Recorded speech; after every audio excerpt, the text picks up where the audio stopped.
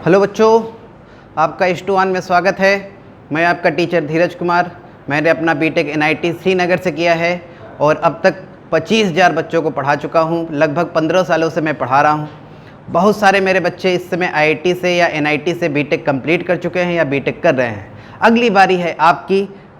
आज आपको हम लोग मैथमेटिक्स शुरू करते हैं, एंजॉय करिए। Welcome to H2ON। आज हम लोग करेंगे डेफिनेट का लेक्चर नंबर 3, डेफिनेट इंटीग्रल का लेक्चर नंबर 3। स्टार्ट करते हैं। पिछले लेक्चर में हम लोग जहां खत्म किए थे वो था किंग रूल, याद होगा सबको, और बहुत ही इंपॉर्टेंट होता है। तो इसका एक सवाल भी ये जेईई मेंस वाला किए थे, सब लोग मेरे ख्याल से कर भी लिए होंगे। अब तक सबको कॉन्सेप्ट इतना समझ में आ गया होगा। किंग रूल होता क्या है आपको याद है? अगर a से b f(x) dx है तो हम लोग a से b में f a plus b minus x dx लिख सकते हैं। दोनों आपस में बराबर ही होता है। किंग रूल लगाते कब है? जब डिनोमिनेटर लगभग सेम हो या एग्जैक्टली सेम हो और किंग रूल लगा के ऐड करना होता है दोनों को, मतलब जो पहला फंक्शन है और लगाने के बाद जो है उसको, उसके बाद फिर कहानी चलता है। चलो आगे बढ़ते हैं, कुछ एप्लीकेशन और करेंगे क्योंकि बहुत इंपॉर्टेंट होता है ना भाई। पहला सवाल देखो आपके सामने रहा ये, इंटीग्रेशन 0 से π/2 sine cube x upon sine x plus cos x dx। ठीक, ये मान लिए कि ये आई है।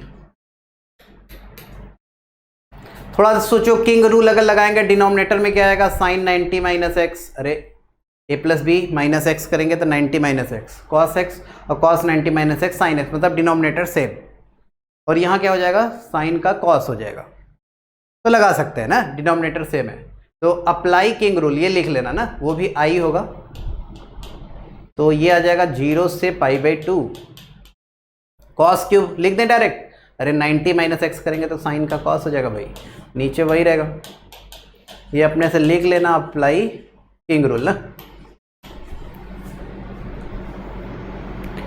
अब दोनों को ऐड कर दो तो 2i बराबर हो जाएगा i प्लस आई, 2i बराबर 0 से π/2 sine cube plus cos cube, नीचे sine x plus cos x dx। Okay, अब a cube plus b cube क्या होता है? पहले ब्रैकेट में a प्लस b, नीचे वाले से कट जाएगा। दूसरे में पहले में क्या रहेगा? a प्लस बी, डिनोमिनेटर से कट गया। दूसरे में क्या आता है? तो a square plus B square, मतलब sine square plus cos square 1 minus A B, ये आ जाएगा। यस सर, सही लिख रहे हैं ना? देखो पहले ब्रैकेट में a प्लस बी कैंसिल, फिर a square plus B square minus A B, A square plus B square 1 होता है sine square plus cos square. Okay sir. अब देखो आ गया 2i बराबर 1 का क्या होता है? x, x का क्या आ जाएगा? π/2। अरे x का π/2 माइनस 0 मतलब π/2। अच्छा, इसका सोचते हैं यार, अलग से यहां सोच लेते हैं। 0 से π/2 साइन एक्स कॉस एक्स का,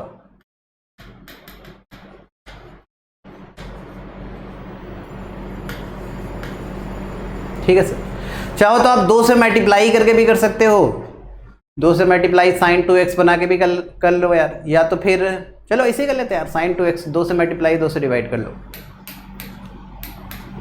तो ये साइन 2x हो गया। साइन 2x का क्या होगा? माइनस कॉस 2x बाई 2, सही ना? साइन 2x का क्या होगा?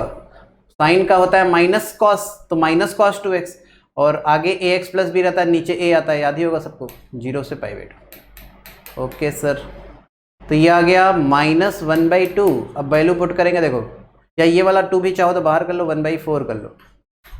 ओके, अब कॉस यहाँ जब π/2 रखेंगे पाई, कॉस पाई माइनस 1, और 0 रखेंगे सर, 0 पे 1 आएगा, लेकिन माइनस 1 निगेटिव होता है ना। ओके, तो ये कितना आ गया?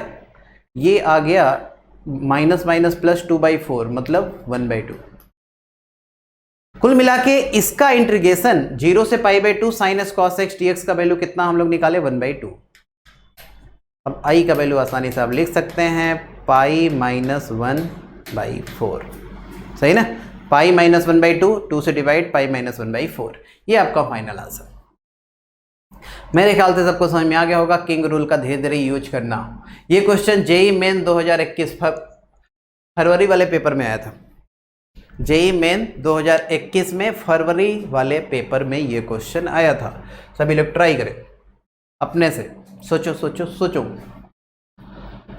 नीचे जब 1 प्लस, जब पिछला सवाल जो भी किए थे ई की पावर एक्स वाला जो था, तो उसमें आपको आइडिया लगी गया था यार कि ई की पावर एक्स जब था तो फिर उसमें माइनस एक्स जब किए, यहाँ भी देखो माइनस एक्स ही बनेगा, सेम लिमिट पिछले वाला ही है यार, बस यहाँ एक कॉस स्क्वायर बढ़ गया। 2020 वाला ही 2021 में पूछ लिया, बस थोड़ा सा एक अंतर कर दिया। मेरे ख्याल से आप कर लेंगे, इसको आई मानेंगे। फिर अप्लाई किंग रूल, तो फिर से आई आएगा और -π/2 से π/2 माइनस एक्स आ रहा है ना, a प्लस बी यार, a plus B minus X करेंगे तो कितना आएगा, माइनस एक्स आएगा। तो माइनस एक्स जब यहाँ करेंगे तो ये तो वही रहेगा, cos minus x cos x ही होता है वैसे तो। नीचे देखो ये सर आ जाएगा 3 की पावर माइनस एक्स, तो 1/3 की पावर एक्स मतलब 3 की पावर एक्स प्लस 1 और ऊपर 3 की पावर एक्स चला जाएगा। ओके सर, दोनों को ऐड करो, 2i -π/2 से π/2। अब हम लोग जब इसको एलसीएम लेंगे तो नीचे तो वही रहेगा, ऊपर देखो cos स्क्वायर एक्स कॉमन हो गया, सही ना सर। देखो cos स्क्वायर एक्स कॉमन, यहाँ है 1 + 3 की पावर एक्स, नीचे 1 + 3 की पावर एक्स कैंसिल, तो cos स्क्वायर एक्स dx हो गया 2i। अब देखो यार cos स्क्वायर एक्स क्या होता है, इवन के ऑड, अरे सर इवन होता है, तो -a से a में fx dx क्या बताए थे, 2 टाइम्स 0 से a fx dx, और इसका वैल्यू तो हम लोग लिख चुके हैं मेरे लाल, आपको याद भी है। 0 से π/2 में cos स्क्वायर एक्स dx क्या होता है, π/4 होता है, याद है ना सबको। 0 से π/2 में साइन स्क्वायर और cos स्क्वायर का वैल्यू, x पहले साइन एक्स cos एक्स का 1, sine square x cos square x का π/4, क्यूब में 2/3 आता है, याद ही होगा सबको, अब तक तो याद हो गया होगा। ये π/4, तो 2 से 2 कैंसिल, i π/4 आ जाएगा, ये आपका आंसर सही है सर। i कितना आ जाएगा, π/4 के बराबर। मेरे ख्याल से सबको समझ में आ गया होगा एकदम बेहतरीन तरीके से, बेहतरीन तरीके से, बेहतरीन तरीके से।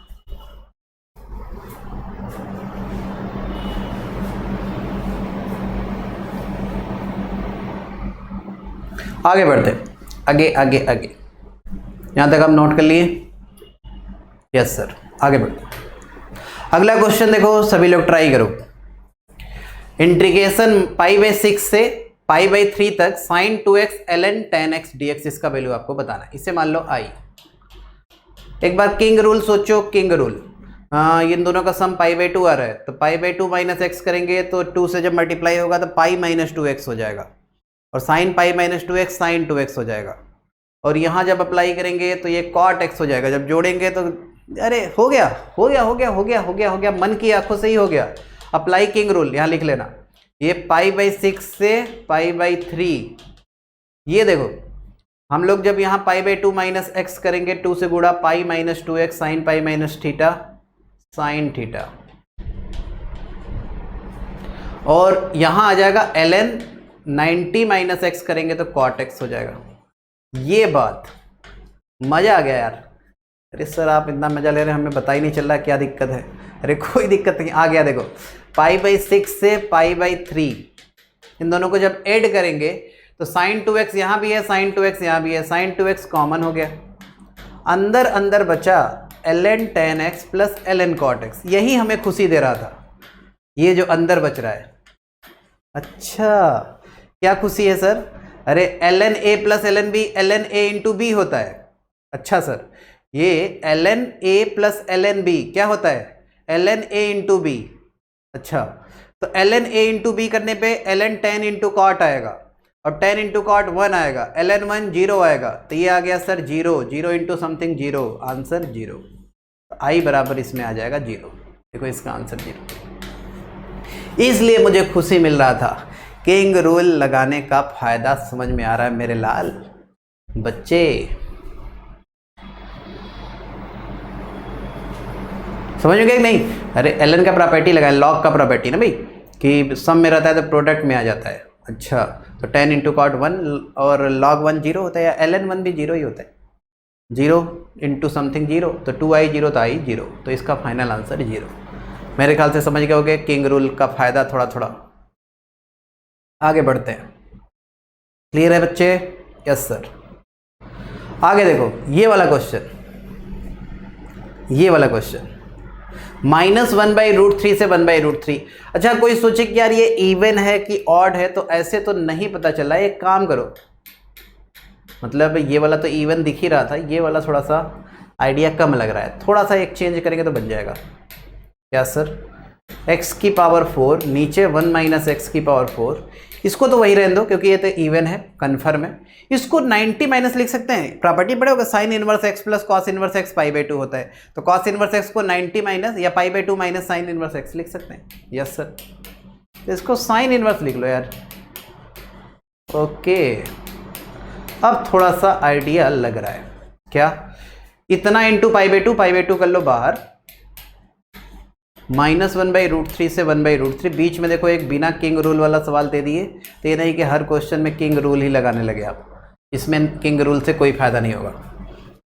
इसमें वो वाला प्रॉपर्टी लगेगा जो इससे पहले वाला पढ़े थे, -1/√3 से 1/√3, x की पावर 4 1 - x की power 4 sine inverse 2x/1 + x की पावर 2 dx। समझ गए कि नहीं? इतना इंटू इतना किए, इतना इंटू इतना, वही मल्टीप्लाई कर लिया यार। अब ध्यान से देखना, ये क्या था? अरे पावर 4 है या पावर इवन रहता है तो इवन फंक्शन होता है। ये क्या होगा? साइन इनवर्स के अंदर -x जब करेंगे तो माइनस बाहर, odd function. Even into odd, odd. तो ये क्या है? ऑड फंक्शन है, तो -a से a में ऑड फंक्शन का क्या होता है? 0। देखो इसका काम हो गया तमाम। अब बस आपको इसका इंटीग्रेशन और करना है, इसका π/2 -1/√3 से 1/√3। अच्छा ये तो कन्फर्म है यार कि ये क्या है? इवन फंक्शन है, तो -a से a में 2 टाइम्स 0 से a कर लो। क्या मतलब है? 2 टाइम्स 0 से a, 0 से 1/√3। ठीक है सर। अब x की पावर 4 1 - x की पावर 4 dx, ऐसे लिख लेते हैं। ठीक है सर, तो ये आ जाएगा पाई। इसको क्या करें? इसको कैसे करें? अरे इसको एक जोड़ दो, एक घटा दो। ओके, एक जोड़ दिए, एक घटा दिया, फिर अलग अलग डिवाइड कर लो। अच्छा, अलग अलग डिवाइड, तो इसमें जब डिवाइड करेंगे इससे तो -1 आएगा, और इसमें जब करेंगे तो आएगा 1/1 - x की पावर 4। ठीक है सर, तो ये भी कर लिए ना आप, ये मतलब हो गया, ये -पाई और ये कितना आ जाएगा? 1/x आएगा ना, x का 1/√3 -0, मतलब ये आ गया भाई। और अगला आ जाएगा पाई 0 से 1/√3। इसको कैसे करें? इसको एनी आइडिया?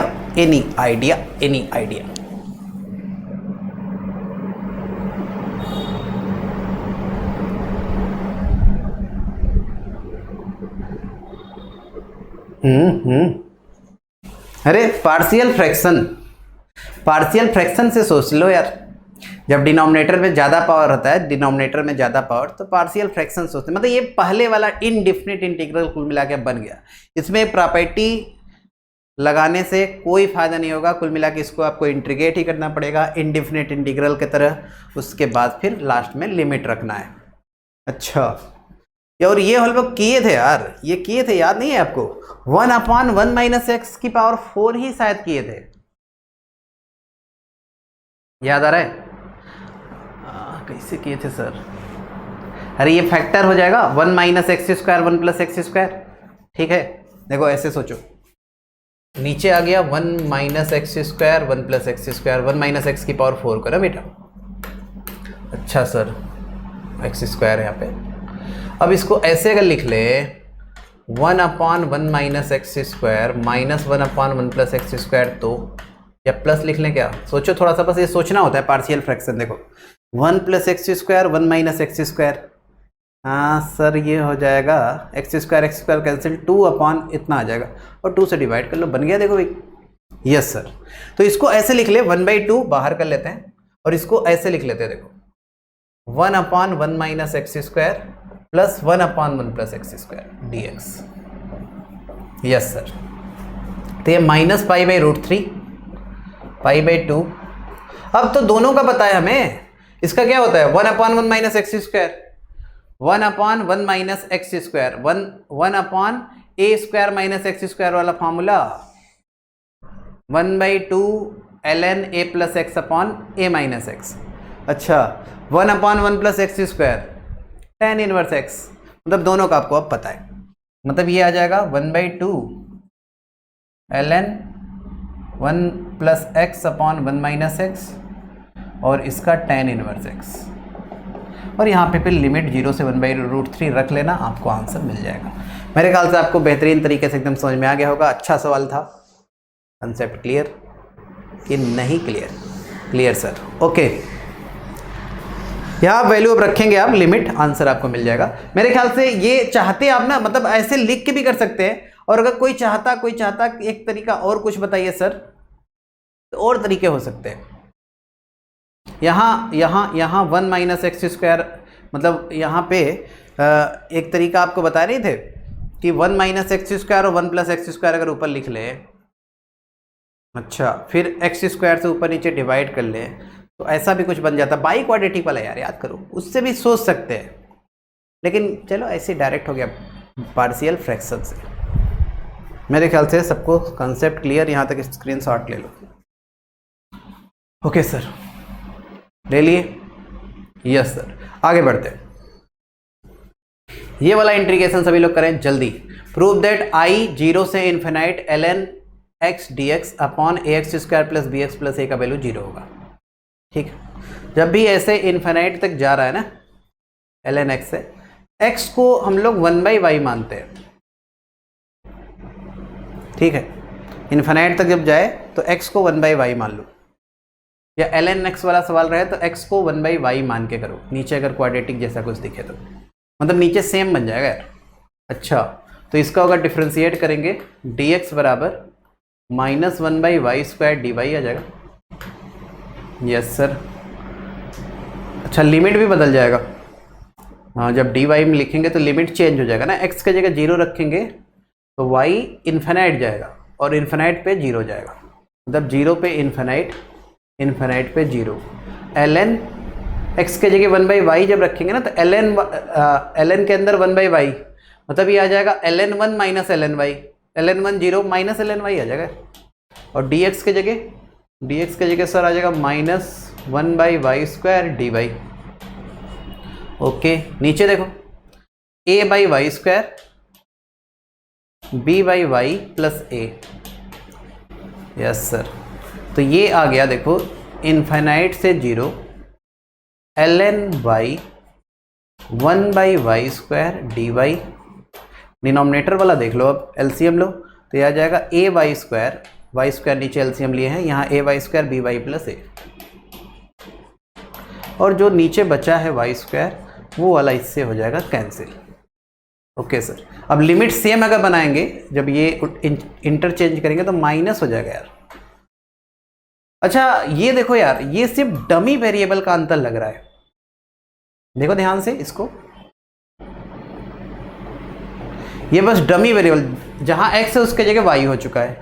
यस सर, और सब तो सेम ही यार। तो कुल मिला के ये प्रॉपर्टी नंबर 1 से, पहले वाले प्रॉपर्टी से, इसको भी अगर i है तो ये भी i बोल सकते हैं यार, इसको भी क्या बोल सकते हैं, i बोल सकते हैं, लेकिन बाहर माइनस लगा है तो माइनस i हो जाएगा। तो कुल मिला के हम लोग i बराबर क्या लेके आए हैं, -i। तो i बराबर -i मतलब 2i बराबर आ गया 0, तब i बराबर आ गया 0। तो इस सवाल का आंसर 0 आ जाएगा। सही है बच्चे, वही इसमें प्रूव करना था। थोड़ा सा आप आइडिया, एक बात ये दिमाग में रखिए कि कभी भी अगर ऐसा सवाल दिखे जिसमें ln x रहे, तो तो उसमें x को 1/y जैसा ट्रीट करके कर सकते हैं, मतलब उसमें हमें सेम बनाने की कोशिश करना होता है। मतलब ऐसे सवाल का आंसर ज़्यादातर तो 0 ही आता है। i बराबर -i टाइप का अगर बन गया है तो i बराबर 0 ही आएगा। मेरे ख्याल से सबको समझ में आ गया होगा।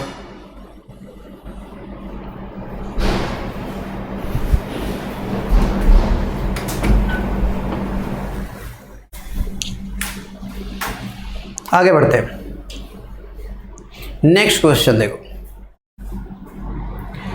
हाँ, ऑब्जेक्टिव सवाल है ये, जेई में क्वेश्चन पूछ चुका है, आईटी में पूछा था, मतलब मेंस में नहीं, आईटी जेई में पूछा था।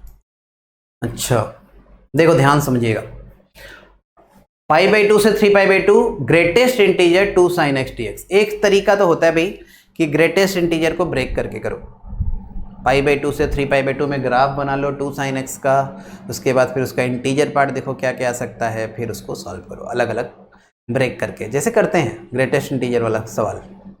दूसरा तरीका थोड़ा सा आपको बुद्धि फिर होना चाहिए। देखो किंग रूल अगर लगाएंगे तो सोचो थोड़ा, किंग रूल अगर लगाएंगे तो इन दोनों का सम 2π और 2π - x जब करेंगे तो -sin x आ जाएगा।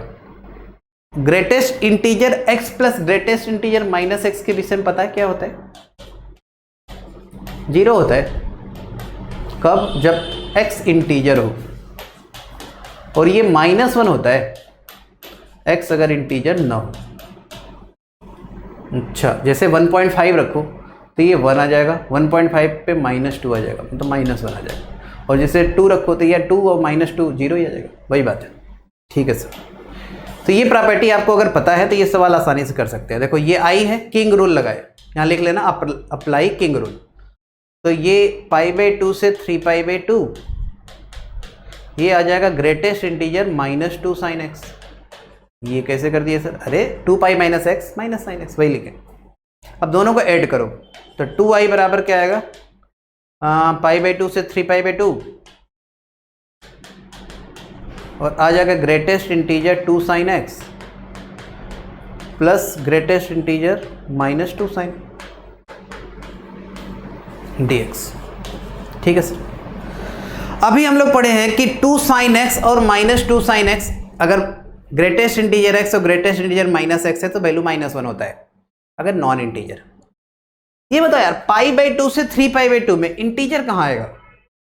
बहुत ही कम वैल्यू पे आएगा, मतलब बीच बीच में कुछ ही वैल्यू पे इंटीजर आएगा। जैसे π/6 पे आएगा 1 आ जाएगा, यस सर, लेकिन π/6 तो आएगा नहीं, 5π/6 मान लो पहुंचेगा, 5π/6 पे 1/2 आएगा और 2 से मल्टीप्लाई होकर 1 आ जाएगा, मतलब इंटीजर बहुत ही कम जगह आएगा।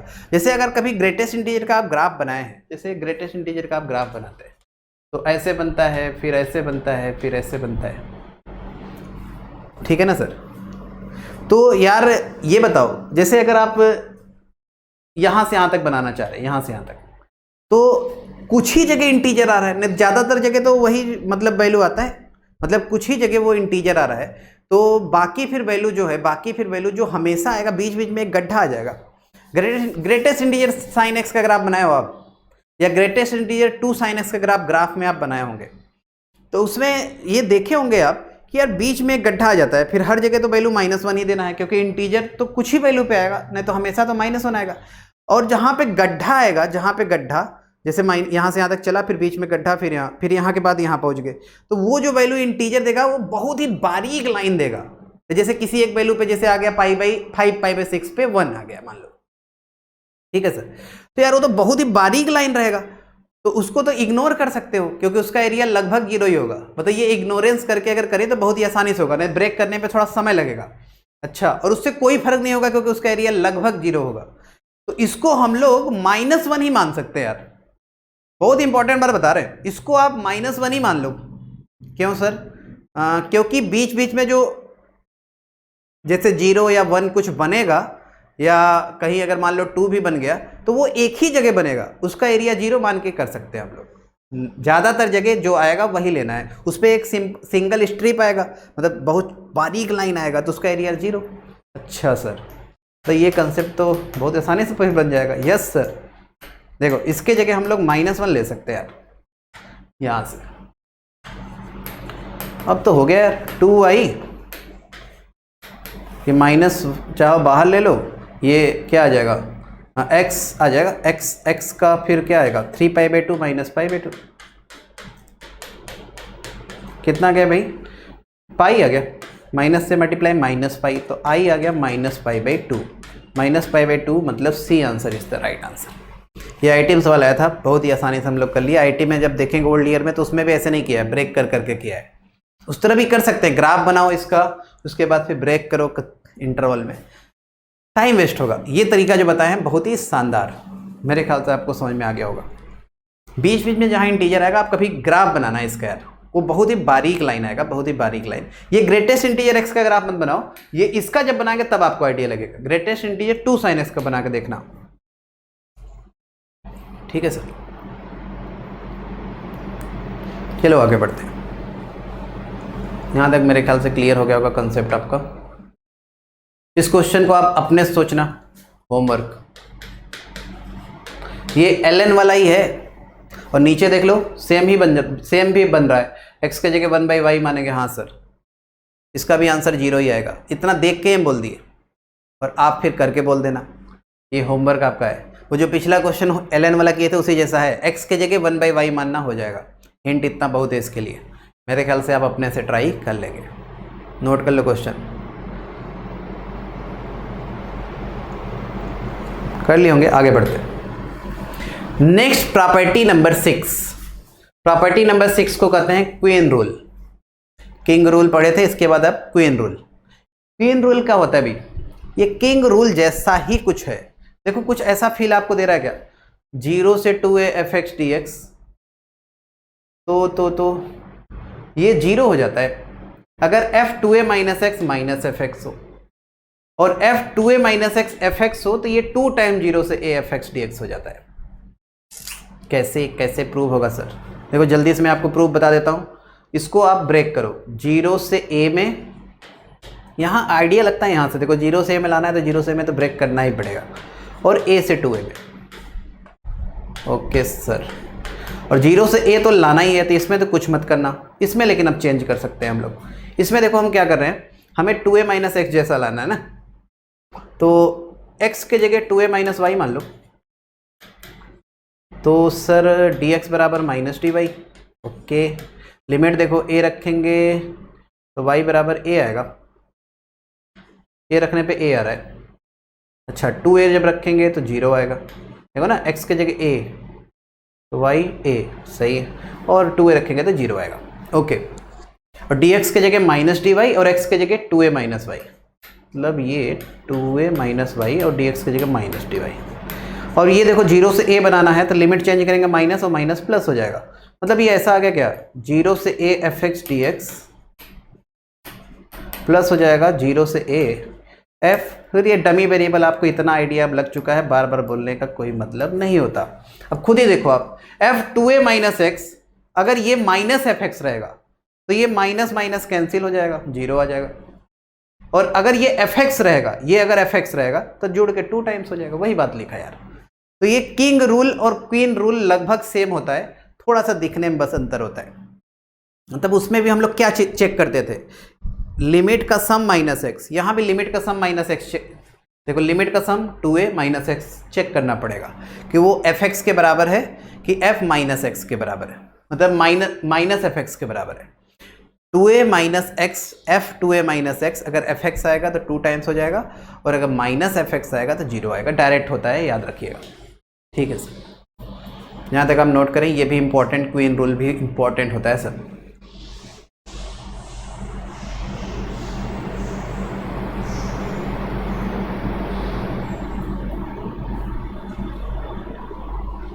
चलो आगे बढ़ते हैं, एक एग्जांपल ट्राई करते हैं। देखो सबसे पहले चेक करो इन दोनों का sum minus x, 2π minus x minus sine x के पावर 4 करेंगे तो साइन की पावर 4 ही आ जाएगा यार, पावर 4 करने पर तो वही आ जाएगा। तो ये 2 टाइम्स लिख लो। अच्छा सर लिख लिए, प्रॉपर्टी लगाए हैं क्वीन रूल ना, यहाँ क्या लगाए हैं पहले स्टेप में, क्वीन रूल। अच्छा मतलब हम लोग इन दोनों का सम माइनस एक्स चेक किए तो sine 2π minus x minus sine x का पावर 4, साइन की पावर 4x ही आएगा, सही। तो 2 टाइम 0 से ही लिख सकते हैं। फिर से चेक करो प्रॉपर्टी, इन दोनों का sum minus x pi minus x sine pi minus theta sine theta ही होता है, फिर से वही आ जाएगा, फिर से 2 बाहर कर लो। ओके, बड़ी मज़ेदार है यार। अब इसका वैल्यू याद होता है लोगों को? नहीं भाई, क्या सर इसका वैल्यू याद होता है? अरे 0 से पाई बाई 2 में साइन की पावर 4 कॉस की पावर 4 सब बताए थे, 3 पाई बाई 16 होता है। अच्छा, तो आंसर आपको मिल गया 3 पाई बाई 4, ये आपका आंसर। देखो कितनी आसानी से प्रॉपर्टी से हम लोग कर लिए। अरे 0 से पाई बाई 2 में साइन की पावर 4 dx का वैल्यू याद रखना सर, याद रखना, ये होता है 3 पाई बाई 16। याद ही होगा सबको अब तक। ये क्वीन रूल का सवाल था, यहाँ पे 2 बार क्वीन रूल लगा है, पहली बार क्वीन रूल, दूसरी बार क्वीन रूल। आगे बढ़ते हैं। नेक्स्ट देखिए सर, ये रिजल्ट होता है, आपको डायरेक्ट याद रखना है, डायरेक्ट मतलब ये रिजल्ट की तरह याद रखना, इसके याद रखना सवाल में यूज होता है ना, रिमेंबर। 0 से pi by 2 ln sin x dx हो, 0 से pi by 2 ln cos x dx हो, 0 से pi by 2 ln sin 2x dx हो, ये तीनों आपस में बराबर होता है। और तीनों, ये थोड़ा सही से मैं लिख देता हूं, माइनस पाई बाई 2 ln 2 के बराबर होता है। ये थोड़ा सा ऐसा लग रहा है कि माइनस पाई बाई 2 मतलब ये अलग है ना, ऐसे है, फिर ln 2 है। ठीक है सर, याद रखिएगा 0 से pi by 2 ln sin x dx का value minus pi by 2 ln 2 होता है, उसी तरह तीनों बराबर होते हैं। चलो इसको प्रूव करके आपको दिखाते हैं, लेकिन ये याद रखना, इसको आई मान लो, फिर किंग रूल लगाओ। किंग रूल से आपको तुरंत दिख गया होगा, पाई बाई 2 माइनस एक्स करेंगे तो साइन का कॉस हो जाएगा, तो ln cos x मतलब वो भी आई होता है, मतलब ये दोनों बराबर आपको दिख गया किंग रूल लगाते ही। अच्छा, तो ये आई है, ये भी आई है, ये कैसे दिखा? किंग रूल से। किंग लगाए, sine pi by 2 minus x cos x same दिख गया। ठीक है सर, ये दोनों तो दिख गया, ये वाला डायरेक्ट नहीं दिख रहा होगा। अब इन दोनों को ऐड करते हैं, आई प्लस आई 2i, ये आ जाएगा 0 से pi by 2 ln sin x plus ln cos x। सही ना सर, दोनों को ऐड किए। अब ln का प्रॉपर्टी लगा दो, क्या होता है सर? प्रोडक्ट हो जाएगा, ln sin x cos x हो जाएगा। अब यहाँ मैं क्या करना चाह रहा हूँ, 2 से मल्टीप्लाई 2 से डिवाइड, क्योंकि sin 2x तो बनाना ही यार। ओके सर, तो ये आ गया 2i बराबर 0 से पाई बाई 2। इसको देखो, अब ln का फिर से प्रॉपर्टी लगाओ, ये आ जाएगा ln sin 2x minus ln 2। हाँ sir, ln sin 2x minus ln 2। अरे ln a by B ln a minus ln b होता है भाई। अच्छा sir, ln sin 2x minus 0 से pi by 2 ln 2 dx, ln 2 dx। ठीक है sir. अच्छा, ये जो है ये तो आ गया यार, कितना आ गया? अच्छा, ये आपको आंसर तो दिख गया होगा, ये तो तीनों बराबर तो प्रूव करना ही है, तो इसका मतलब कि ये तीनों आपस में बराबर, ये आई है तो ये भी आई होगा। देखो ln sin 2x dx, ये भी आई होगा, तो ये आई उधर जाएगा आई, और इसका वैल्यू देखो ln 2 बाहर, और 1 का x हो जाएगा, x का पाई बाई 2 माइनस 0 मतलब पाई बाई 2, तो माइनस ln 2 पाई बाई 2। ये तो आंसर आपको दिख गया होगा। कुल मिला के बस इतना और प्रूव कर दो कि ये भी आई होगा, मतलब ये भी इसी के बराबर होगा, तो इसका मतलब प्रूव हो गया यार। चलो करते हैं, 0 से pi by 2 ln sin 2x dx, इसका वैल्यू देखते हैं कि इसके बराबर आई के कैसे आया। ठीक है सर, किंग रूल लगाओ, सबसे पहले किंग रूल, या तो क्वीन रूल लगा दो। क्वीन रूल लगाओ, देखो तो क्वीन रूल अगर लगाएंगे तो यार 0 से 2a रहता है, तो यहाँ देखो यहाँ जब चेक करेंगे pi by 2 minus x, pi by 2 minus X करेंगे, पाई माइनस एक्स सेम आ रहा है, सेम मतलब f2a माइनस एक्स fx आ जा रहा है, तो ये 2 टाइम्स हो जाएगा 0 से pi by 4 ln sin 2x। ये क्या लगाए हैं? क्वीन रूल लगाए। ओके, 2x को t मान लिया, तो 2 dx बराबर dt आ गया। लिमिट भी चेंज, जब 0 रखेंगे तो 0 आएगा, पाई बाई 4 रखेंगे तो पाई बाई 2 आएगा, तो ये आ जाएगा 2 0 से पाई बाई 2, और 2 dx ना, ये वाला जो 2 है और dx है, ये तो dt बन गया, और यहाँ बन गया ln साइन 2x की जगह t dt। ये वाला 2 हटा दो क्योंकि 2 dx की जगह dt लिखे है, डायरेक्ट लिख दिए, सही है सर। अब देखो यार ये तो डमी वेरिएबल है t, ln sin x dx जैसा ही दिख रहा है, ln sin x dx जैसा ही दिख रहा है 0 से पाई बाई 2, मतलब ये लिख सकते हैं i के बराबर। तो ये भी i हो गया, ये आपको दिख गया होगा मेरे ख्याल से। तो 2i माइनस i बराबर माइनस पाई बाई 2 ln 2, ये आपको आंसर मिल गया। मेरे ख्याल से सबको समझ में आ गया होगा, लेकिन इसको डायरेक्ट भी आप याद रखिएगा, डायरेक्ट याद रखिएगा फार्मूला की तरह। 0 से pi by 2 ln sin x कहीं भी दिखे minus pi by 2 ln 2 answer, ln cos x दिखे minus pi by 2 ln 2, ln sin 2x दिखे माइनस पाई बाई 2 ln 2, लेकिन लिमिट याद रखना 0 से पाई बाई 2। मेरे ख्याल से आपको समझ में आ गया होगा एकदम बेहतरीन तरीके से, क्लियर टू ऑल। यहाँ पे पहले क्वीन रूल लगाए हैं, इसके बाद 2x को t मान के कर दिए। मेरे ख्याल से इतना समझ गए, अब समझदार आप हो गए होंगे। इसमें किंग क्वीन दोनों रूल लगा है, शुरू में किंग लगा है, बाद में क्वीन लगा है। क्लियर, स्क्रीनशॉट ले लो।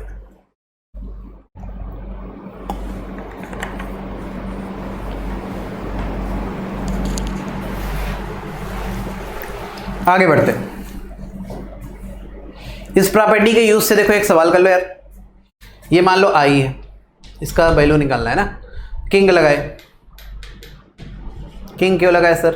अरे हमें दिख रहा था भाई, यहाँ जब किंग लगाएंगे तो यहाँ तो वही रहेगा, ln sin x ही रहेगा, यहाँ पाई माइनस एक्स बन जाएगा, तो जोड़ेंगे तो x कैंसिल होगा, कांस्टेंट बाहर, और ln sin x का वैल्यू तो पता ही है।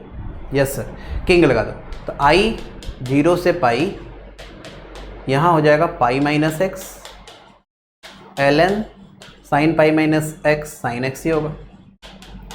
ओके सर, दोनों को जोड़ दो, 2i, देखो ln sin x कॉमन, इन दोनों को जोड़ेंगे सर तो x x कैंसिल, पाई आ जाएगा। ओके,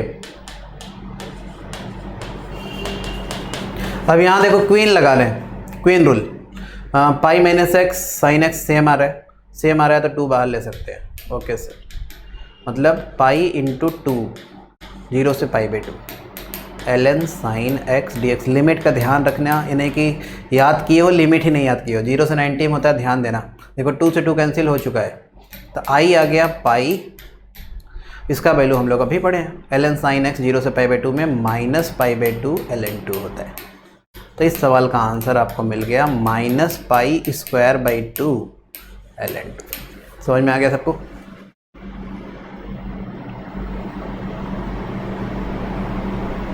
यहाँ क्या लगाए हैं? क्वीन रूल लगाए ना,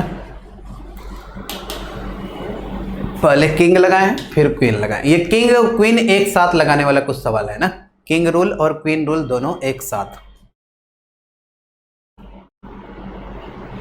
अगर आपको प्रॉपर्टी याद है, वैल्यू याद है, तो ये सवाल आसानी से हो गया। नहीं याद रहेगा तो यही सवाल फिर विशाल काय बन जाएगा, फिर आपको पूरा करना पड़ेगा। प्रॉपर्टी से देखो कितनी आसानी से हो गया। मेरे ख्याल से सबको क्लियर हो गया होगा।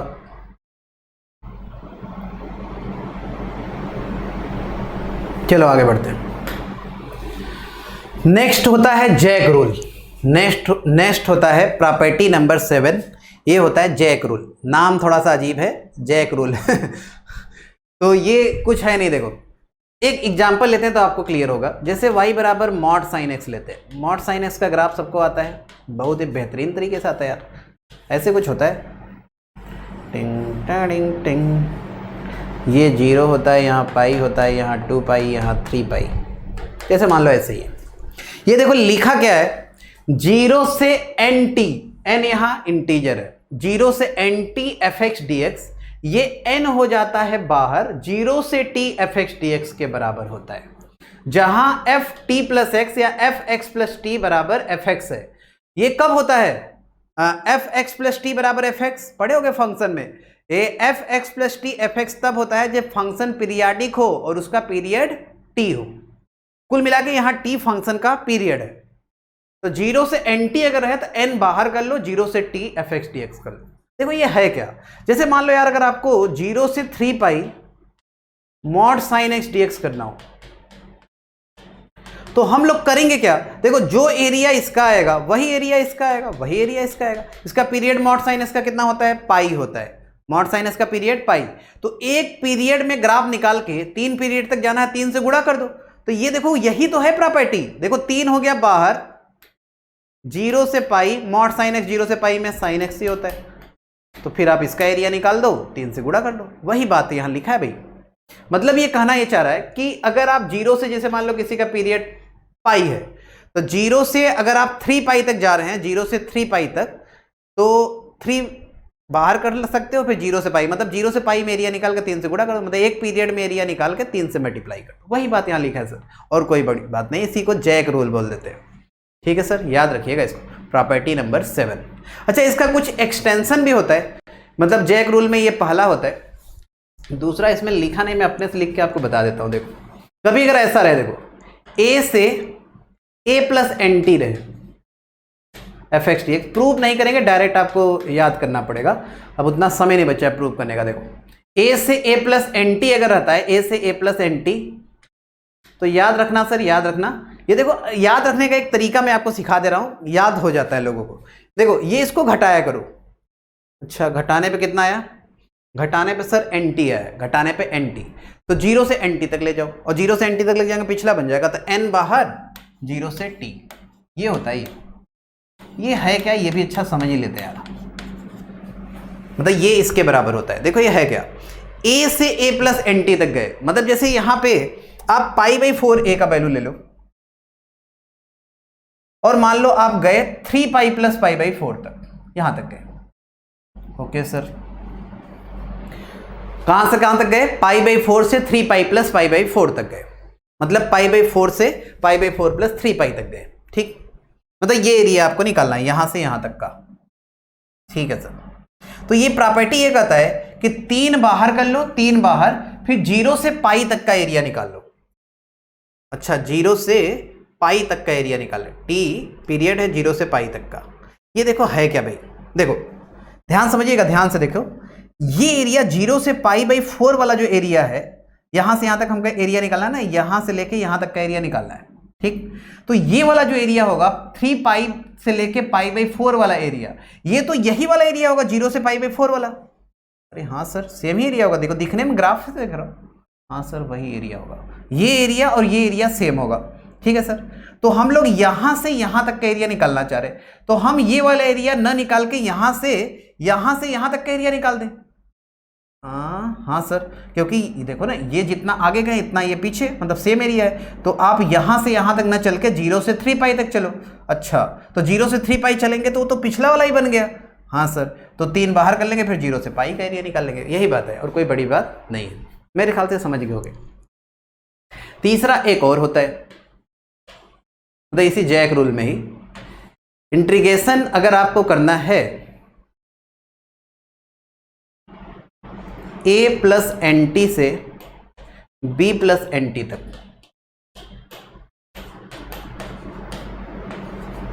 ठीक है सर, तो ये a से b F x D x के ही बराबर होता है, a से b F x D x के ही बराबर होता है। जैसे देखो, जैसे मान लो n का वैल्यू हम लोग रख दिए 1, चलो 1 ही रख देते हैं, और b का a का वैल्यू π/4 लेते हैं। देखो इसी ग्राफ से समझ लो, मॉड साइन एक्स के ग्राफ से a का वैल्यू मान लो π/4 लिए। ठीक है सर, b का वैल्यू हम लोग लिए 3 π/4, चलो ठीक है सर, ये भी सही है। यहाँ या पाई प्लस π/4, चलो 5 π/4 लेते हैं b। ठीक है सर, तो हमें a plus N T, N के जगह मान लो 1 भी है, और t कितना है? पाई है, तो ये कितना है भाई? ये सर है पाई प्लस π/4, और ये है पाई प्लस 5 π/4। अच्छा, पाई प्लस π/4 तो यही हो जाएगा 5 π/4, नीचे वाला n के जगह अगर 1 लेंगे तो। अच्छा, और ये होगा b 5 π/4 है ना, तो पाई प्लस 5 π/4, पाई प्लस 5 π/4 कितना हो जाएगा? 9 π/4। अच्छा, 9 π/4, यहाँ देखो पाई आता है, यहाँ 2 पाई आता है, यहाँ कहीं आएगा भाई 9 π/4। ध्यान समझिएगा, अब समझ में आ जाएगा सबको। और कुल मिला के प्रॉपर्टी तो आपको याद ही करना पड़ेगा। हमें ये एरिया निकालना है π/a प्लस एन टी, मतलब 5 π/4 से यहाँ तक का एरिया निकालना है, मतलब ये एरिया हमें निकालना जो है वो है, n के जगह 1 लिया है ना। अच्छा, मैं ये कह रहा हूं कि आप a से b वाला एरिया निकाल दो, मतलब आप ये वाला एरिया निकाल दो। देखो ये वाला ध्यान से देख ली, अलग कलर से दिखा देते हैं इसको आपको। ये वाला एरिया निकाल, ये वाला देखो, ध्यान से देखो, ये वाला जो एरिया होगा, ये वाला एरिया वो इसके बराबर होगा। हाँ सर, सिमेट्री है। और ये वाला एरिया जो होगा वो इसके बराबर होगा। तो आप यहां से यहां तक चलो, चाहे यहां से यहां तक चलो, बात एक ही होता है। मतलब आप a प्लस एन टी से b प्लस एन टी का एरिया न निकाल के a प्लस बी का एरिया निकाल दो, बात एक ही होगा, सेम का सेम होगा, एकदम एग्जैक्टली सेम। तो ये जैक रूल के कुछ एक्सटेंशन होते हैं, तो ये तीनों भी आपको याद होना चाहिए। वैसे एक और होता है, उसको भी लिखे देते हैं, डायरेक्ट उसको याद रखिएगा। अगर यहां मान लो एन टी है, यहां एम टी है, टी फंक्शन का पीरियड है ना, टी फंक्शन का पीरियड है, तो इसका वैल्यू हो जाता है m माइनस एन, इसको घटाते हैं, ऐसे याद रखना, m माइनस एन 0 से t एफ एक्स टी। इसको भी आप ग्राफ से समझ ही सकते हो, मेरे ख्याल से इतना बात आपको समझा दिया। ये आप नोट कर लेना, चारों प्रॉपर्टी स्क्रीनशॉट ले लो। ये जैक रूल के चारों एक्सटेंशन होते हैं।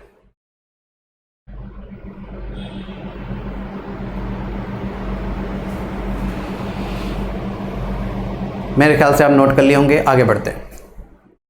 देखो एक एग्जांपल है भाई, 0 से 2n pi mod sine x plus mod sine x by 2 का ग्रेटेस्ट इंटीजर dx। सही, इसको हमें इंटीग्रेट करना है। तो ये बताओ यार, मॉड साइन एक्स कहां से कहां तक होता है, 0 से 1, और बाई 2 करेंगे तो 0 से 1/2। मतलब ये जो है मॉड साइन एक्स बाई 2 0 से 1/2 तक ही होगा, और 0 से 1/2 अगर कोई नंबर है उसका ग्रेटेस्ट इंटीजर 0 ही होता है। तो ये तो फर्जी लिखा है ऐसे आपको कंफ्यूज करने के लिए, ये तो 0 ही हो जाएगा। अरे बच्चा बता सकता है भाई, मॉड साइन एक्स बाई 2 0 से 1/2 तक, तो उसका 0 से 1/2 कोई नंबर है, ग्रेटेस्ट इंटीजर 0 ही होता है। तो ये तो फर्जी लिखा है। मतलब सवाल आपका कुल मिला के ये है, 0 से 2n pi mod sine x dx, mod sine x dx, ये सवाल है। ठीक है सर। अब मॉड साइन एक्स का पीरियड पाई होता है, तो 2n बाहर चला जाएगा। ये कुल मिला के 0 से पाई मॉड साइन एक्स ही 0 से पाई में साइन एक्स पॉजिटिव होता है, तो मॉड हटा सकते हो। 0 से पाई में साइन एक्स पॉजिटिव होता है, तो मॉड साइन एक्स ही हो जाएगा। Okay sir. अब ये बताओ यार, ये पाई माइनस एक्स करने पे साइन एक्स ही आ रहा है, मतलब क्वीन रूल लगा दो, क्वीन रूल। तो ये सर 2 बाहर चला जाएगा, 0 से pi by 2 sign x dx आ गया। ओके। अब 0 से pi by 2 sign x dx 1 होता है, बच्चों को सबको याद होगा, 4n इंटू 1 मतलब 4n। ये आपका आंसर। कितनी आसानी से ये जो प्रॉपर्टी वाले सवाल होते हैं ना, जैक रूल वाले, बहुत ही आसान होते हैं, बहुत ही आसान। मेरे ख्याल से एकदम बेहतरीन तरीके से आप समझ गए होंगे। इस एग्जाम्पल भी सोचो, देखो ये क्या है, x minus greatest integer x। ये जेई मेन में आया था भाई 2021 में, फरवरी वाले पेपर में। x minus greatest integer x fractional x होता है, सबको पता है। Yes sir. तो ये देखो है समेसन n 1 से 100। ये बताओ यार, ये n माइनस 1 से n e की power fractional part of x dx है। ठीक है सर। n माइनस 1, n यहां इंटीजर कोई है, तो n माइनस 1 से n तक अगर आप गए, तो ये वही बात होगा कि आप 0 से 1 जाओ। हाँ, अरे यार जैसे मान लो आपको फ्रैक्शनल पार्ट 1 से 2 तक का निकालना है, 1 से 2 तक, तो 1 से 2 तक ना जाके आप 0 से 1 निकालो, बात एक ही होता है, फ्रैक्शनल पार्ट सेम ही आता है यार। अरे पीरियड कितना है, 1 है। फ्रैक्शनल पार्ट का पीरियड याद है ना सबको, 1 होता है। अच्छा, तो n माइनस 1 से n तक का लेंथ कितना है, 1। तो एक पीरियड लेंथ में आप कहीं भी चलोगे, सबका एरिया सेम आएगा। जैसे आप मॉड साइन एक्स का ग्राफ बनाए, 0 से पाई में निकालो, चाहे पाई से 2 पाई में निकालो, चाहे 2 पाई से 3 पाई में निकालो, सबका एरिया सेम ही होता है। तो आप कहीं अगर लिखा है 2 पाई से 3 पाई, तो आप 2 पाई से 3 पाई में निकाल कर 0 से पाई में निकालो। अच्छा सर, तो ये देखो समेसन n 1 से 100 तक, ये 0 से 1 तक ही ले लो, और 0 से 1 में फ्रैक्शनल पार्ट ऑफ x ही होता है। ओके, 0 से 1 में फ्रैक्शनल पार्ट ऑफ x होता है। 0 से 1 में ग्राफ, फ्रैक्शनल पार्ट का ग्राफ बनाओ ना, 0 से 1 में y बराबर x लाइन बनता है। या ऐसे सोचो, 0 से 1 में ये 0 x ही आएगा। अच्छा सर।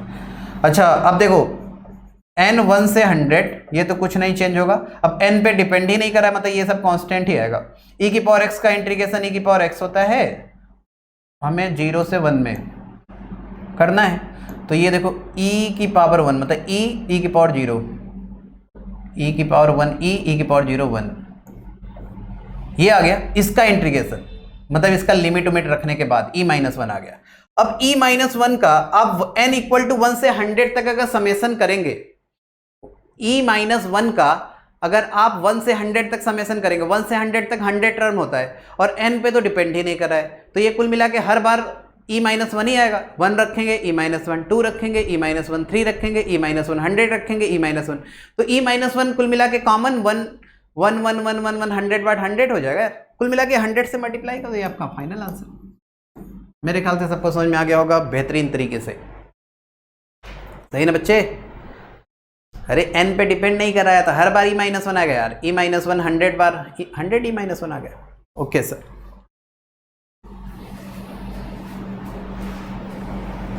जितने पीरियाडिक फंक्शन होते हैं उसके ग्राफ आप हमेशा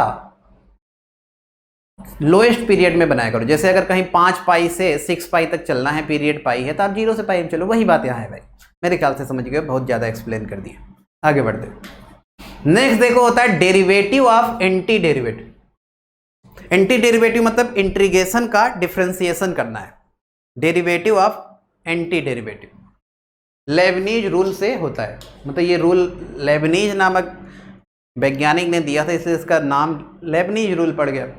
f यहाँ पे कॉन्टिन्यूअस फंक्शन है, integral of continuous function always differentiable होता है। अगर कॉन्टिन्यूअस फंक्शन है तो उसका इंटीग्रेशन हमेशा डिफरेंशिएबल होता है, मतलब डिफरेंशिएट कर सकते हैं, कोई प्रॉब्लम नहीं होगा, बस f कॉन्टिन्यूअस होना चाहिए। अच्छा,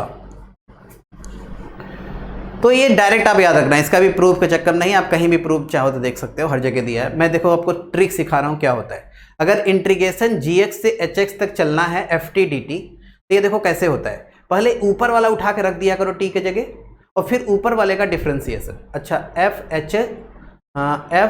hx और फिर ऊपर वाले का differentiation h dash x minus नीचे वाला उठा के रख दो f gx और फिर नीचे वाले का डिफरेंशिएशन। ये होता है भाई इंटीग्रेशन gx से hx तक ft dt को अगर आपको डिफरेंशिएट करना हो, ये लेबनीज रूल इसी को बोलते हैं। सही, ये आप डायरेक्ट याद रखिएगा ना, डायरेक्ट याद रखेंगे। कैसे लिखते हैं मैं आपको एक बार फिर सिखाता हूँ। देखो, ऊपर वाला रखो, फिर ऊपर वाले का डिफरेंशिएशन माइनस नीचे वाला रखो, नीचे वाले का डिफरेंस, यही होता है, इसी को कहते हैं लेबनीज रूल। कैसे होता है कोई बहुत बड़ी बात नहीं, बहुत ही आसान प्रूफ है, अपने सोच सकते हो, सोचना अपने से अच्छा इसका प्रूफ। यहाँ तक आप स्क्रीनशॉट ले लो जल्दी।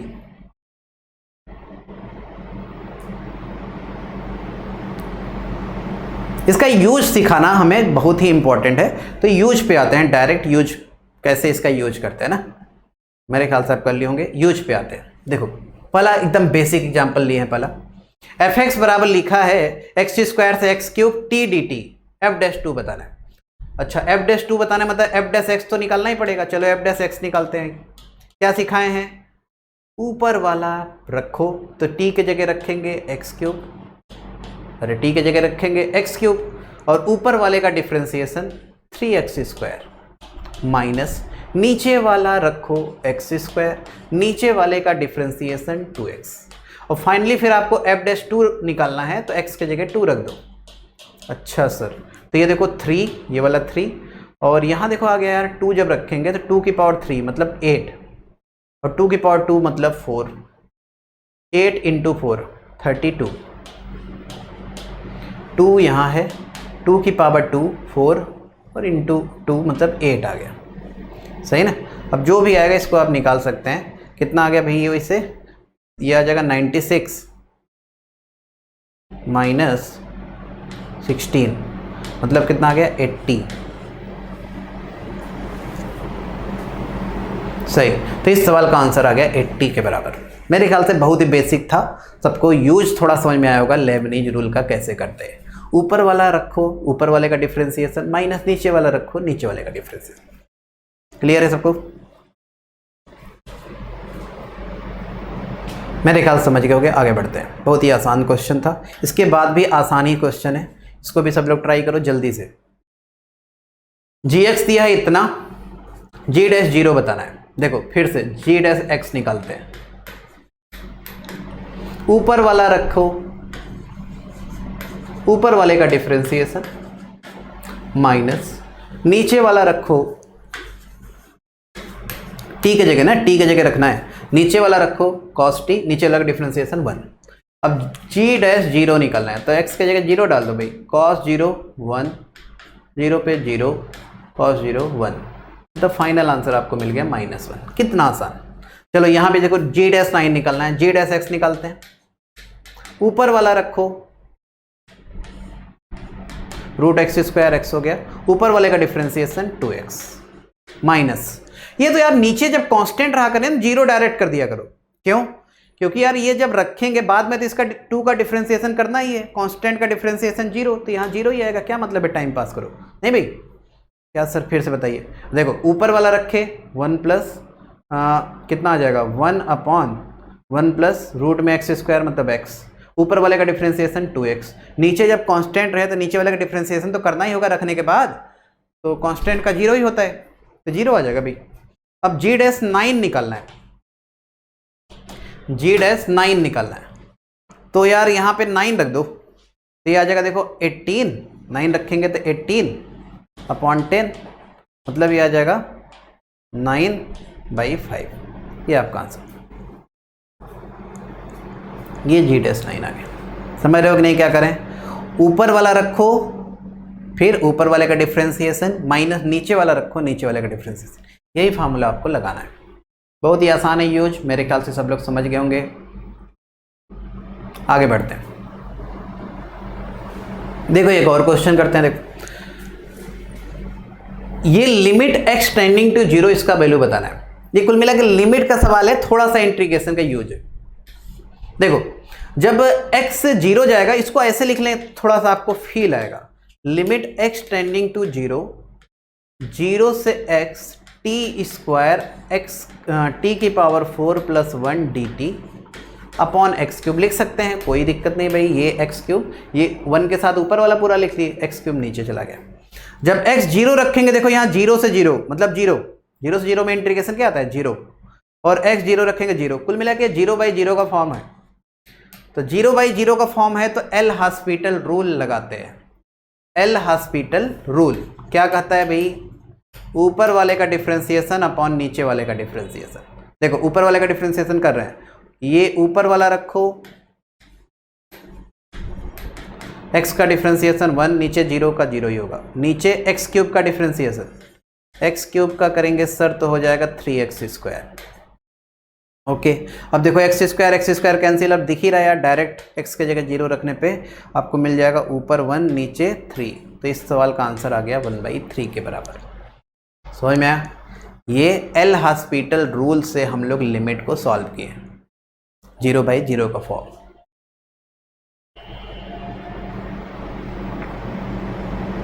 चलो और अगला एग्जाम्पल सोचते हैं, कर लिए होंगे। आगे बढ़ते हैं, देखो ये वाला क्वेश्चन है, limit x tending to infinite. इसको देखो ऐसे लिख लेते हैं, ये जो x और t होता है ना, x और t जब ऐसे होता है तो x हमेशा t पे इंडिपेंडेंट हम लोग मानते हैं यहाँ पे, मतलब जो सिलेबस में हमारे है x t पे डिपेंडेंट नहीं होता, मतलब उससे ये जो इंटीग्रेशन उससे बाहर ले सकते हैं। डिफरेंशियल देखो t पे है, मतलब x² कांस्टेंट की तरह ट्रीट कर सकते हो। अच्छा तो ये देखो x, ये जो e⁻⁻x आएगा, देखो ना इसको ऐसे लिखेंगे e⁻t² इंटू e⁻−x², तो e⁻−x² को बाहर ले लो। अच्छा e⁻t² dt ऐसा लिख सकते हैं इसको।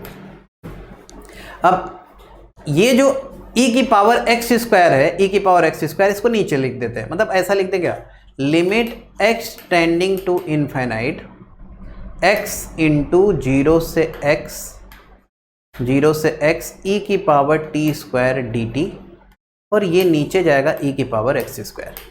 अब देखो फॉर्म कौन सा है, इनफाइनाइट रखेंगे तो इनफाइनाइट, और सब लोग को पता होगा e⁻x का ग्राफ हमेशा इंक्रीजिंग होता है, इनफाइनाइट पे इनफाइनाइट ही जाता है, तो ये भी इनफाइनाइट ही जाएगा इनफाइनाइट पे।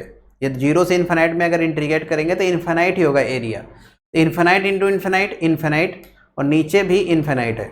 इनफाइनाइट बाई इनफाइनाइट का फॉर्म है, मतलब एल हॉस्पिटल रूल लगा सकते हैं बहुत ही आसानी से, मतलब ऊपर वाले का डिफ्रेंसिएशन नीचे वाले का डिफ्रेंसिएशन करो। चलो करते हैं, तो ये यार ये u इंटू वी वाला है डिफ्रेंसिएशन का फॉर्मूला, देखो यस सर, दो फंक्शन है, तो इसका करेंगे फिर इसको छोड़ेंगे, प्लस इसका करेंगे इसको छोड़ेंगे, ऐसे ही करेंगे। तो x को छोड़े या x को करो चलो 1, फिर इसका इंटीग्रेशन ये है, क्या किए हैं, इसका डिफरेंशिएशन किए 1, इसको छोड़े प्लस x को छोड़ो, इसका इंटीग्रेशन करेंगे सर, तो इसको रखेंगे e की पावर x स्क्वायर और x का डिफरेंशिएशन 1। क्या करते हैं, इसको रखते हैं, इसका डिफरेंशिएशन जब करेंगे तो इसको पुट करो, x का 1 नीचे का तो 0 ही होगा, ये है। और नीचे देखो e की पावर x स्क्वायर का करेंगे तो e की power x square into 2x आया। ओके, फिर से चेक करो इन्फिनाइट पे कहाँ जा रहा है, इन्फिनाइट पे ये इन्फिनाइट जाएगा, ये भी इन्फिनाइट जाएगा, नीचे वाला भी इन्फिनाइट, मतलब फिर से एल हॉस्पिटल रूल लगाना पड़ेगा। चलो एक बार फिर से न्यूमरेटर डिनोमिनेटर दोनों को डिफरेंशिएट करते हैं। इसका डिफरेंशिएशन e की पावर x स्क्वायर और x का 1 आ गया, ठीक है भाई। इसको u इंटू वी से करो, देखो x को छोड़े इसका करें 2x भी आ जाएगा, प्लस इसको छोड़े x का करें, नीचे सेम उसी तरह है जैसे ऊपर है, नीचे देखो 2 बाहर लो, 2 ये वाला बाहर लिए, इसको छोड़े इसका करें 1, फिर x को छोड़े इसका करेंगे तो आएगा e की power x square into 2x। Okay, अब देखो e की पावर x स्क्वायर सब जगह से कॉमन होके कैंसिल आ गया, न्यूमरेटर में बचा 1, limit x tending to infinite है, limit x tending to infinite, numerator में बचेगा 1 प्लस 2x स्क्वायर प्लस 1 ना, डिनोमिनेटर में देखो 2 ये 1 आ जाएगा और यहाँ 2x स्क्वायर आ जाएगा, ठीक है सर। अब देखो, अब अगर देखेंगे x स्क्वायर से अगर इसको डिवाइड कर देंगे x स्क्वायर को पूरे को, तो ये कुछ ऐसा आ जाएगा, limit x tending to infinite, ये 2/x square plus 2 x square से डिवाइड कर रहे हैं ना। अब देखो यहाँ पे 2/x स्क्वायर प्लस 4, अब जब x इन्फिनाइट जाएगा तो ये 0 जाएगा, ये भी 0 जाएगा, तो कुल मिला के आपको फाइनल आंसर 2/4 मतलब 1/2 मिल जाएगा, ये आपका आंसर हो गया।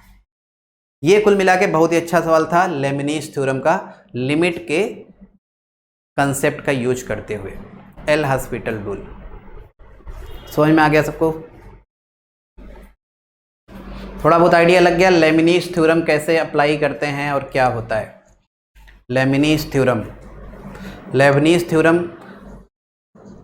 ज़्यादातर आपको ऐसे सवाल में अप्लाई करना होगा जिसमें आपको इंटीग्रेशन का डिफरेंशिएशन करना रहे कहीं पे, या कभी कभी फंक्शन निकालने के लिए भी लेबनीज़ थ्योरम का यूज करते हैं। इंटीग्रेशन दिया हो, कोई फंक्शन फाइंड करना हो तब भी यूज होता है। वो सब थोड़ा आईटी एडवांस का सवाल हो जाएगा, इसलिए मेंस लेवल तक तो इतना नहीं पूछेगा, इसलिए हम लोग उस पर नहीं जा रहे। ठीक है सर, मेरे ख्याल से इतना आपको क्लियर होगा।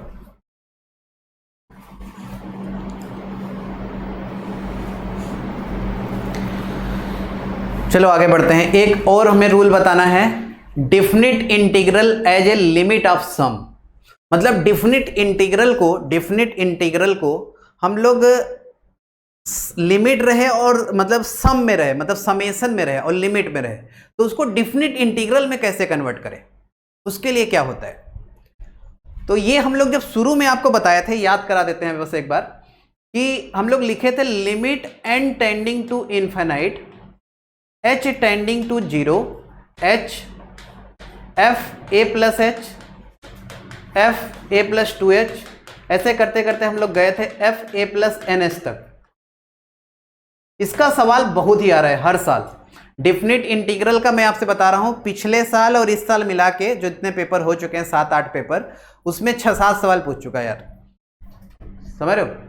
तो इसका यूज बहुत ही इंपॉर्टेंट होता है, ध्यान समझिएगा। ये बात हम लोग सीखे थे और बाद में हम लोग इसी को इंटीग्रेशन a से b fx dx लिख दिए थे। इसी को इंटीग्रेशन a से b fx dx लिख दिए थे। इसमें एक स्पेशल केस लेते हैं। यहां पे आप याद होगा nh बराबर हम लोग लिए थे b माइनस a। अगर हम लोग b को 1 कर दें और a को 0 कर दें, तो ये कुछ ऐसा आपको फिल देगा nh बराबर 1।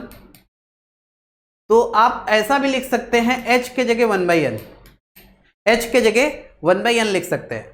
तो ऐसा कुछ लिख दो यार, limit n tending to infinite h के जगह 1/n और ये जो बनेगा देखो एफ ए की जगह तो 0 रख दिए हैं और एच की जगह 1/n, मतलब ये 1/n आ जाएगा यार, प्लस अगला एफ 2/n आ जाएगा। इसी तरह लास्ट वाला जो होगा एफ एच के जगह जब हम लोग रखेंगे 1/n तो 1 तक जाएगा। ये फाइनल आपका मिला। और बाद में चल के इसी को हम लोग ऐसे लिख देते हैं 0 से 1 fx dx। मतलब देखो आपको कंसेप्ट क्या है, मतलब याद रखने के लिए क्या करेंगे, 1/x जहां भी दिखे उसके जगह dx रखा करो, समेसन जहां भी दिखे, देखो ये जो है ना, ये जो पूरा है इसको हम लोग ऐसे लिखते हैं समेसन f1, देखो यहां पे क्या है 1 2 3 इसी तरह जा रहा है आगे, तो r लिख दो, r/n है, समेसन r/n, जहां पे r का वैल्यू कहां शुरू है 1 से लेके कहां तक गया है, n तक गया है, 1 से n तक। देखो r1 रखेंगे पहला टर्म, दूसरा रखेंगे, इसी तरह मतलब ये समेसन फॉर्म में इसको लिख सकते हैं। तो 1/n जो होता है उसके जगह dx रख दो, r/n के जगह x रख दो और समेसन के जगह इंटीग्रेशन लगा दो। इंटीग्रेशन का लिमिट समझो, इंटीग्रेशन का लिमिट देखो, r जब 0 जाएगा, ध्यान समझिएगा, r जब 0 जाएगा या r जब 1 जाएगा, जैसे यहां 1 से शुरू है, चलो 1 लेते हैं, r जब 1 जाएगा तो 1/n, n इन्फिनाइट है तो 1/∞ कहां जाएगा 0, और r जब n जाएगा n/n कहां जाएगा 1, तो इसीलिए यहां 1 आता है, मतलब ये इस तरह लिमिट लिखते हैं। कुल मिला के आपको समझाने का ये बात है, इंपॉर्टेंट बात ये है कि आप ध्यान रखना 1/n आपको बनाना पड़ेगा, और जो भी यहां दिया रहेगा उसका जनरल टर्म लिख लो, जनरल टर्म r/n बना लो, r/n, और r/n की जगह हमेशा x रख दो, और लिमिट कैसे लिखते हैं ये भी आपको समझा दिए। मेरे ख्याल से ये समझ में आ गया होगा सबको। इसका एक दो एग्जाम्पल हम लोग देख लेते हैं, एक एग्जाम्पल करते हैं, चलो एक सिखाते हैं आपको, देखो ये कैसे होता है। जैसे ये एग्जाम्पल है, सबसे पहला काम किया करो जनरल टर्म लिखा करो, इसका लिख दो जनरल टर्म। जनरल टर्म थोड़ा देख के आइडिया लगता है, देखो n² सभी टर्म में है तो n² जनरल टर्म में भी रहेगा। नीचे देखो n² + 1 को 1 के स्क्वायर लिख लो यार, यहाँ n² 2 के स्क्वायर, n² 3 के स्क्वायर, n² n-1 के स्क्वायर है, तो जनरल टर्म में आएगा n² + r² का होल पावर 3/2। इसी का करना है हमें समेसन, इसी का क्या करना है समेसन, ये है जनरल टर्म। समझ रहे हो क्या करें, और r का वैल्यू कहां से कहां तक लेना है, 1 से शुरू करो और n-1 तक जाओ, मतलब ऐसे लिख दें क्या, limit n tending to infinite summation r1 से n-1 तक n² + r² का होल पावर 3/2, ऐसे लिख देते हैं। ठीक है सर। अच्छा, अब इसमें से अगर हम लोग n² मान लो कॉमन लेते हैं n², तो पावर 3/2 होके n³ बाहर आएगा, और हमें 1/n तो बनाना ही है भाई, 1/n हर क्वेश्चन में आपको बनाना है, तो यहाँ पे n³ बाहर ले लेते हैं, मतलब इसको ऐसे लिख लेते हैं limit n tending to infinite, इसमें से n² कॉमन लिया ना तो n³ बाहर आएगा और ये n² कट के 1/n आ जाएगा। अच्छा, समेसन r1 से n-1, अब यहाँ 1 बचेगा और नीचे आ जाएगा देखो r/n, 1 + r/n का स्क्वायर का पावर 3/2। ठीक, ऐसा बन गया। मतलब अब इसको देखो कैसे लिखेंगे, इंटीग्रेशन, लिमिट समझिएगा, 1 रखेंगे यहाँ पे r/n में, देखो r के जगह 1 रखो तो जब n इन्फिनाइट जाएगा तो 0 जाएगा, r के जगह n-1 रखो तो n-1/n, मतलब 1-1/n, ये 0 होगा इन्फिनाइट पे, 1 आ जाएगा, और 1/n के जगह dx और r/n के जगह x रख दो, मतलब ये कुछ ऐसा आपको दिखने लगेगा। अब इस इंटीग्रेशन को सॉल्व करोगे, ये पूरा समेसन का वैल्यू आ जाएगा। कुल मिला के ये जो समेसन होता है ये एग्जैक्ट इसके बराबर नहीं होता, उस समय भी बताए थे, लेकिन यही रूल बना दिया गया कि आपको इसी के इसके बराबर पढ़ना है, तो यही हम लोग पढ़ते आ रहे हैं बस, और कोई बड़ी बात नहीं। इसको कैसे सॉल्व करें, अरे x के जगह tan थीटा मान लो, वाला फॉर्म दिख रहा है, दिख ही रहा है सबको, तो यहाँ से आपको मिलेगा dx = sec² theta d theta. Okay, limit भी बदल जाएगा, देखो 0 रखेंगे तो tan theta 0 theta 0, tan theta 1 π/4, dx के जगह sec² थीटा d थीटा, और नीचे आ जाएगा 1 + tan² थीटा ना, 1 + tan² theta sec² theta, sec² theta का पावर 3/2, मतलब sec की पावर 3 आ जाएगा यार, तो ये कैंसिल कर देगा, 1/sec मतलब cos थीटा कुल मिला के आ गया। cos थीटा का क्या होता है, sin थीटा। सही ना सर, नीचे देखो ना, sec बचेगा, ऊपर जाएगा cos हो जाएगा, cos का sin होता है, तो sin π/4 1/√2 sin 0 0, तो फाइनल आंसर 1/√2 के बराबर आ गया। समझ गए क्या करना है? सबसे पहले आप जो भी आपको समेशन फॉर्म में दिया उसका जनरल टर्म लिखो, जनरल टर्म का फिर समेशन लगाओ, फिर r देखो कहां से कहां तक हो सकता है। उसके बाद फिर उसे इंटीग्रेशन में बदलने के लिए r/n बनाना पड़ेगा, उसके जगह x लिखना है, और 1/n बनाना पड़ेगा, उसके जगह dx लिखना है। समझ रहे हो? लिमिट कैसे लिखना है ये भी आपको समझा दिए। मेरे ख्याल से सबको क्लियर हो गया होगा। चलो इसका एक एग्जाम्पल और ट्राई करते हैं, ये इंपॉर्टेंट होता है इसलिए इसको एक और देख लेते हैं। Limit n tending to infinite 1/n 1/n+1 1/n+2 इसी तरह 1/4n तक है।